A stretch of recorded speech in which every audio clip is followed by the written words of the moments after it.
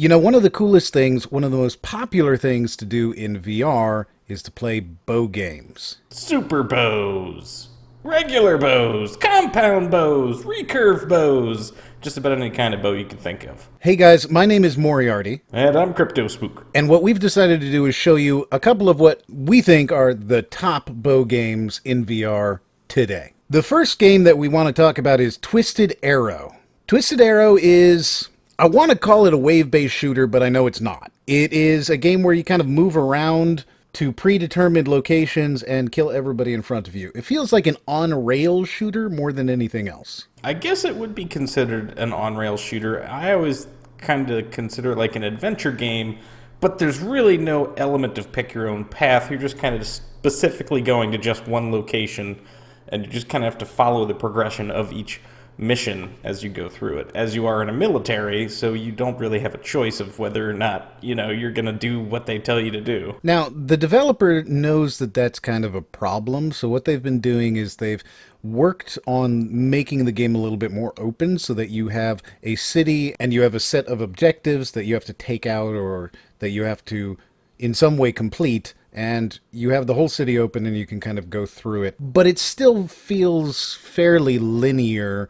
It's not really as open as you might think it is, but the bow play is still a lot of fun. I would agree. It had a very interesting bow, and it's probably one of the most advanced bows that we've seen in a VR game so far. It does hack doors, so... It's a hacking bow, but it still lacks a peep sight, though. It does lack the peep sight, and that's one of the things that we think really takes it down. That and the fact that Twisted Arrow is the most expensive of the options that we have here, even though it has been as cheap as $5 before. Now it is $20. That's a pretty big disparity in price there, going from $20 to $5 and back up to $20. So I think that at that kind of a price for $20, and considering the fact that it isn't really a fully fledged bow game like we want, I'm not sure that I would rank this any higher than third, but it is still a very good bow game.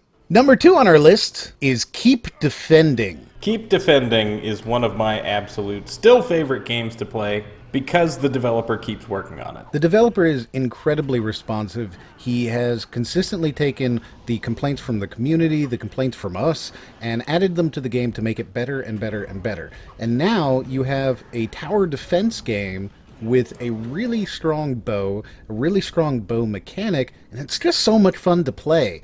The only thing that this game is lacking Is multiplayer co-op, and we have talked to the developer about it, and he said he'd love to work on it, but as it is, just not enough people have bought the game to warrant how much more money and time it's going to put into the game. which is incredibly depressing. If this game were co-op, it would be the number one game probably in VR for us. Easily. It easily would be. You've got currency in the game now. There's 3 different types of currency.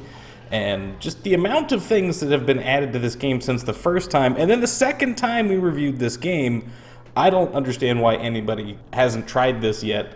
The price for it is also very good at $10. A $10 game, it's not co-op. That's the only, literally the only thing we have to say about not recommending the game. We recommend it incredibly highly in every other category. We wish it was co-op. And the only way we're going to get that co-op is if you go out and buy this game.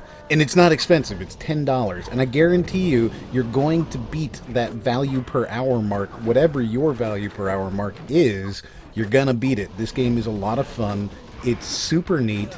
Just the best. Well, the second best. Speaking of the actual best, though, our number 1 game on our list today is Elven Assassin. Now, I think this might have been one of the first games that we got and decided, hey, let's play this together. I remember I was just looking through Steam one day, and I was sorting by all the different categories you could go through, and I was like, I want to do co-op, and I want it to be in VR.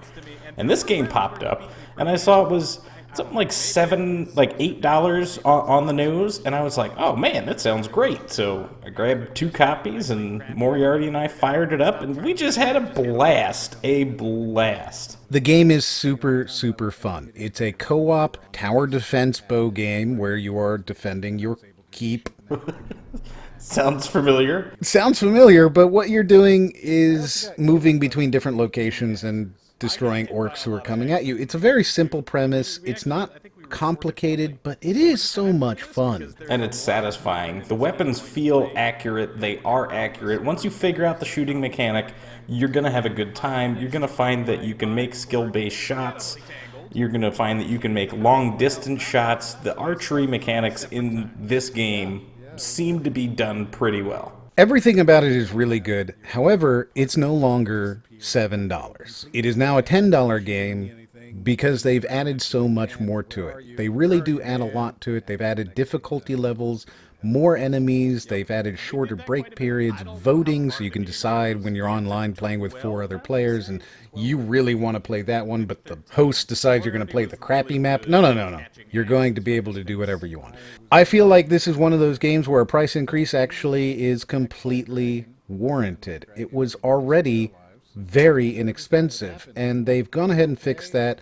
You've got dragons and ogres and multiple maps, and you've got siege weapons you can shoot off at people and just all sorts of stuff. And now there's character progression as well. The game is incredibly cool. These are our top 3 bow games. They're what we think represent the bow genre in VR the most. They're the most fun games. They're the ones that you're going to have the best time with. And they're the ones that we think are the best value for the price that they are. If you're looking for a bow game, this is our recommendation for you. If you think that we're wrong and completely off on something, go ahead and tell us what we missed. What do you think is a better VR bow game than these? Now, they have to be something that it almost exclusively features the bow. Like, yeah, there's different games. I can't think of many VR games that don't have some type of bow in them. So I know it can be hard to say, oh, well, this bow was better in this way or this way, and they had something else that didn't make it into a specifically bow game. So if you have another bow game that we missed, let us know and we'll check it out. In the meantime, these are our recommendations. Try them out. Definitely pick them up. We recommend them wholeheartedly. These are the best of bows. If you like it, like it. If you don't like it, don't like it. But if you did like it, go ahead and watch another video up there in the corner. And as always, We'll see you on the next one.